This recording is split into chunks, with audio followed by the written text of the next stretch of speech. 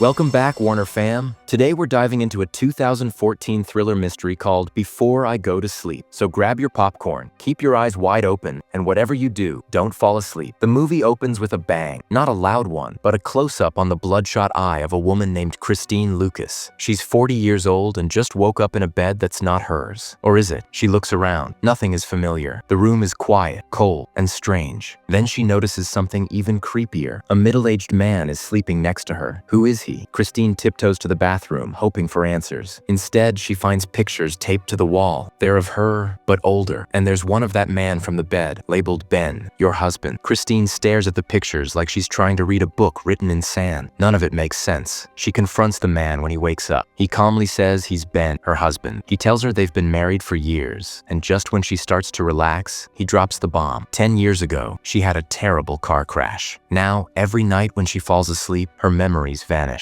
Every morning she wakes up not knowing who she is. So, Ben has to play this sad movie on repeat. He shows her pictures, tells her stories, rebuilds their love from scratch every single day. Then he grabs his bag and heads off to work at a nearby school. But something about this feels off, like a puzzle with too many missing pieces. And Christine? She's stuck trying to put it all together before bedtime resets the board again. Christine walks around the house, feeling more lost than ever. Just when she's about to lose hope, the phone rings. It's Dr. Nash, a neurologist who tells her that he's been treating her for years. He tells her to find a hidden video camera in her closet. Don't tell Ben about it, he warns, his voice serious. Watch the videos, then call me back. Christine follows his instructions and discovers a video diary she doesn't remember recording. The videos are hers, but they're strange, like watching someone else's life. The last 2 weeks are all caught on film, and as she watches, she begins to piece together some of the mystery of her life. The next day, Christine meets Dr. Nash in person. He explains that she's been seeing him without Ben's knowledge. Her condition is far worse than she thought. He's been trying to help her make sense of it all, but every answer feels like a door leading to another locked room. Dr. Nash digs deeper into Christine's past and reveals something shocking. Her memory loss started 10 years ago after an attack near an airport hotel. But wait, Ben had told her it was a car accident. Why did he lie? Confused and shaken, Christine starts to wonder if Ben's story was just easier for him to explain. Dr. Nash thinks it might be simpler for her to believe, but that doesn't sit right with Christine. To help her remember, Dr. Nash takes her to the place where she was found after the attack. It's near the airport. A man who witnessed her discovery explains it happened a long time ago. She was covered in blood, naked except for a plastic sheet from a nearby hotel. Christine is stunned. Why would she be in a hotel? Dr. Nash throws out an uncomfortable suggestion. Maybe she was having an affair. The medical exam shows she had sexual intercourse right before the attack. Back home that evening, Christine records her shocking new discovery. But when she sleeps, something even more terrifying happens. Flash-cut memories of the moment she was attacked in that hotel start to flood her mind. The next day, Dr. Nash shows Christine a few pictures. Some random, others from her medical file. One picture catches her attention and makes her feel a strange spark in her brain. It's a photo of a red-haired woman named CLA. At home, Christine asks Ben about CLA, hoping for answers. Ben calmly tells her that CLA was her best friend before the accident. But after the accident, she couldn't handle Christine's condition. So she moved away and cut all contact. Ben shows Christine more pictures of Claire, saying he hid them to protect her. But just as Christine is trying to process this, something else clicks. The next day, she gets flashes of memory. She remembers she had a son. Furious, she confronts Ben, accusing him of hiding their child from her. But Ben's answer takes her breath away. Their son, Adam, died of meningitis when he was just 8. Ben explains that he kept this painful secret to shield her from the heartbreak of reliving it. Christine, heartbroken and in tears, continues to record her painful discoveries. Each new truth cuts deeper, like salt on an open wound. While she sleeps, the memories of her baby, Adam, twist and turn in her mind, leading to a strange, haunting dream. In the dream, Adam leaves her a drawing of a man with a scar on his face. The name on the picture? Mike. The next morning, Christine tells Dr. Nash about the dream. She's convinced that Mike was the man she had an affair with, and the same man who attacked her. Dr. Nash hugs her, trying to comfort her, but just as he almost leans in to kiss her, his jacket falls open. His hospital ID and full name are clearly visible. Mike Nash. Christine's eyes widen in shock. Suddenly, she has has a vision, a terrifying flash of Nash attacking her in that hotel. With a burst of panic, Christine pulls away, running for her life, but Nash is too quick. He catches her, sedates her, and leaves her at home, dazed and confused. Later, the phone rings. It's Dr. Nash again, explaining that he gave her a mild sedative to calm her down. He tells her that what she experienced was something called confabulation, her mind filling in the gaps of memory and turning him into the man who hurt her. The next day, Christine meets Dr. Nash again. This time, he's serious and distant. He tells her that he can't treat her anymore. He has feelings for her, and it's just not professional. As they're about to part ways, Dr. Nash drops a bombshell. In 2007, Ben put her in an assisted care facility, and in 2009, he divorced her, leaving her there. Christine is stunned. It gets worse. Her best friend, CLA, had been trying to reach her at the care facility. Dr. Nash hands her CLA's phone number. Furious, Christine rushes home to confront Ben. She demands to know why he divorced her 4 years ago. She's not backing down. Ben looks guilty, and finally, he opens up. After they lost their son, he fell into a deep depression. He says he couldn't cope, so he divorced her and left her in the care facility. But soon after, he regretted his decision and returned to her. He promises through tears that he will never leave her again. Christine, hearing this truth, feels a wave of understanding wash over her. She hugs him, knowing the pain they both carry. Later that day, Christine calls her best friend, CLA. As soon as CLA's voice fills her ears, Christine begins to get flashes of memories, happy moments from her past with CLA. They decide to meet at a local park. When they meet, Claire opens up about the real reason their relationship drifted apart. She admits that after Christine's memory loss, she and Ben had a one-time intimate encounter, born out of their shared grief. It was a moment of weakness, but it led to a huge rift. Claire tells Christine that she felt it was best to stay away, wanting to keep her marriage intact. After apologizing, Claire hands Christine a letter from Ben. It's a letter Ben wrote just before they separated. He asked Claire to give it to Christine if she ever became well enough to read it. In the letter, Ben pours his heart out. He tells Christine that he loves her, but the decision to place her in the care facility was the hardest thing he ever did. He explains that Christine seemed happy there, and he hoped it was the right choice. But the hardest part was Adam. Adam couldn't understand her memory loss, and it scared him. Ben believed that for Adam's sake, they needed to separate, and he begged Christine to understand. After reading the letter, Christine finally understands how hard it must have been for Ben to handle her memory loss. She feels grateful for all his love and care. In her video, Christine says that Ben is not just her husband, but her protector and the person she wants to spend her life with. Later that night, Christine decides to show Ben the video. She also admits that she's been seeing Dr. Nash for a while. She tells Ben that she didn't trust him before, but now she trusts him completely. However, Ben doesn't react the way she hoped. He accuses Christine of having an affair with Dr. Nash. He gets so angry that he strikes her and storms out of the house. Confused and upset, Christine calls Claire. Claire can't believe it. She knows Ben and believes he is a good man who would never hurt her. So Claire decides to call him. When Claire calls back, she tells Christine something shocking. Ben claims he hasn't seen her for 4 years. Claire then asks Christine to describe the Ben she is living with. Does he have a scar on the right side of his face? Christine checks a picture of Ben. No scar. That's when they both realize the horrifying truth. This man is not Ben. The wedding photo was a fake. In a panic, Christine tries to escape, but the man knocks her out before she can make it out of the house. The next morning, Christine wakes up again with no memories. She finds the camera and watches her own video, where she says she loves Ben and wants to spend her life with him. Ben calls and tells her to pack her things because they're going on a trip that night. That night, Ben takes her to a hotel near the place where she was found 10 years ago. In the hotel room, memories start to flood back. Ben then reveals that he is Mike, the man she had the affair with. Christine remembers that Mike wanted her to tell Ben about their affair, but she refused. This led to a huge argument, and Mike attacked her, causing her memory loss. As if that wasn't enough, Mike let something slip. Christine's son Adam is still alive. Mike deletes the videos on her camera and tells her he no longer wants to pretend to be Ben. He declares that they will live together, or no one will. A desperate struggle breaks out, but this time, Christine fights back and knocks Mike out. She runs out of the hotel and pulls the fire alarm, setting off chaos. As she waits for an ambulance, Christine records her story on the camera, hoping to finally make sense of everything. Christine wakes up in a hospital bed feeling groggy and confused. Nash walks in, but this time, he's not her therapist. He's a friend. He reassures her that Mike, the man who caused all of her pain, has been arrested. Nash tells Christine that she has visitors, and that he hopes this will help her remember more. Then, the real Ben walks in. He looks at Christine with regret and tells her how sorry he is for leaving her. And then, he brings in someone who changes everything, Adam, their son, who never died from meningitis. As Adam walks into the room, something clicks in Christine's mind. Her memories rush back, and tears of joy fill her eyes. She hugs Adam tightly, and for the first time in a long time, she finally feels whole again. And with that, the movie ends. What do you think Christine's biggest challenge was in the end? Let me know your thoughts in the comments. So if you liked this, hit subscribe and turn on notifications for more recaps. Thanks for watching. See you next time on Warner Movie Recaps.